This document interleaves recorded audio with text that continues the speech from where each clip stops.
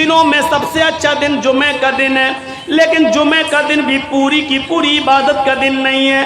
سب سے اعلیٰ اور افضل دن جمعے کا ہے، لیکن جمعے کا دن بھی پورا کا پورا صبح سے شام تک اللہ کی عبادت میں نہیں لگا سکتے ہو۔ جب جمعے کی نماز پڑھ لو، جب جمعے کی نماز پوری کر لی جائے، فانتشروا فی الارض، تو ہماری زمین میں پھیل جاؤ، وابتغوا من فضل اللہ، ہم نے جو رزق اتارا ہے اس کو تلاش کرو، محنت کرو، مزدوری کرو، رکشہ چلاؤ، دکان پہ بیٹھو، حلال روزی جو ہم نے اتاری ہے اس کو کماؤ، اور اپنے بیوی بچوں کو کھلاؤ۔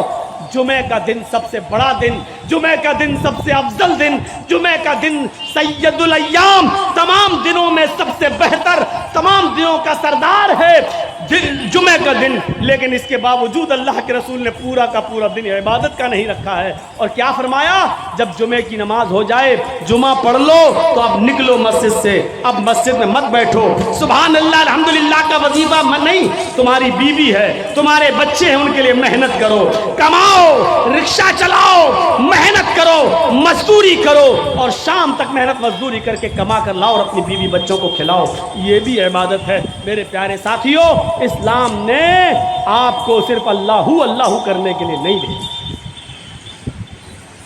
اسی طریقے سے ہمارے مسلمانوں میں بھی ایک طبقہ پیدا ہوا جس کو صوفی کہا جاتا ہے، وہ تسبیح ہاتھ میں لیتے ہیں اور اللہ، کبھی کبھی جھٹکا مارتے ہیں، کبھی دیکھیے گا آپ جھٹکے ماریں گے، اللہ ایسے کریں گے، کبھی چمٹا لے لیں گے اپنے ہاتھ میں، چمٹی ٹرینوں میں ملیں گے، اللہ، اس طریقے سے کریں گے۔ ایسا وہ محسوس کرائیں گے آپ کو کہ ہمارے اندر اللہ گھس گیا ہے، اللہ ہمارے نس نس میں ہے، اللہ، جھٹکے ماریں گے۔ ایسے لوگ آپ کو جہاں ملیں ان کو الٹی چھری سے کاٹو، یہ دنیا کے سب سے بڑے حرام خور لوگ ہیں، قوم کے اوپر بوجھ بنے ہیں۔ ان سے پوچھو کھانا کہاں سے آئے گا، چپ، اللہ۔ ایک سے میں نے پوچھا بھائی کھانا کہاں، شام کو کھانا کہاں سے آئے گا، اللہ۔ آپ نے کہا سن لیا اللہ، کھانا کہاں سے آئے گا شام کو، یہ تو بتاؤ، اللہ دے گا، اللہ۔ مطلب محلے والے ان کو کھانا پہنچاتے ہیں۔ یہ لوگ حرام خور لوگ ہیں، بیوی بچوں کو چھوڑے بیٹھے، بیوی بچوں کو چھوڑ کر کسی بھی جگہ چلے جانا میرے بھائیوں، اور عبادت میں مصروف ہونا، یہ سب سے بڑا اسلام کا اسلامی دشمنی ہے۔ یہ اسلام دین معتدل ہے، معتدل جانتے ہو؟ اسلام نماز کا حکم تو دیتا ہے، لیکن پورا دن اور پوری رات مصلی بچھا کے نماز پڑھنے کی اجازت آپ کو نہیں دیتا ہے۔ اسلام آپ کو روزہ رکھنے کا حکم تو دیتا ہے، لیکن کنٹینیو اور مسلسل 12 مہینے ہر روز روزہ رکھنے کی اجازت آپ کو نہیں دیتا ہے۔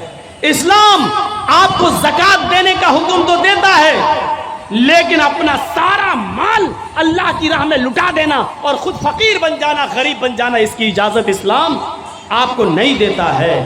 اسلام آپ کو حج کی اجازت تو دیتا ہے کہ حج کیجئے، لیکن یہ نہیں کہتا کہ حج کرنے کے لیے تم اپنا گھر بیچ دو، اپنا مکان بیچ دو، اپنی دکان بیچ دو، لیکن حج کرو۔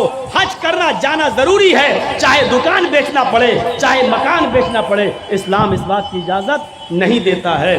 اسی طریقے سے اسلام نماز پڑھنے کا حکم دیتا ہے، لیکن عبادت بچوں کا حق مار کر، بیوی کا حق مار کر، کمانا دھمانا چھوڑ کر، محنت و مزدوری کرنا چھوڑ کر، مسجدوں میں، خانقاہوں میں، جنگلوں پر، مزاروں پر یا کسی جگہ بیٹھ کر اللہ کرنے کی اجازت یہ اسلام نہیں دیتا ہے۔ اسی لیے فرمایا فَإِذَا قُضِيَتِ الصَّلَاةُ فَانتَشِرُوا فِي الْأَرْضِ وَابْتَغُوا مِن فَضْلِ اللَّهِ۔ دنوں میں سب سے اچھا دن جمعہ کا دن ہے، لیکن جمعہ کا دن بھی پوری کی پوری عبادت کا دن نہیں ہے۔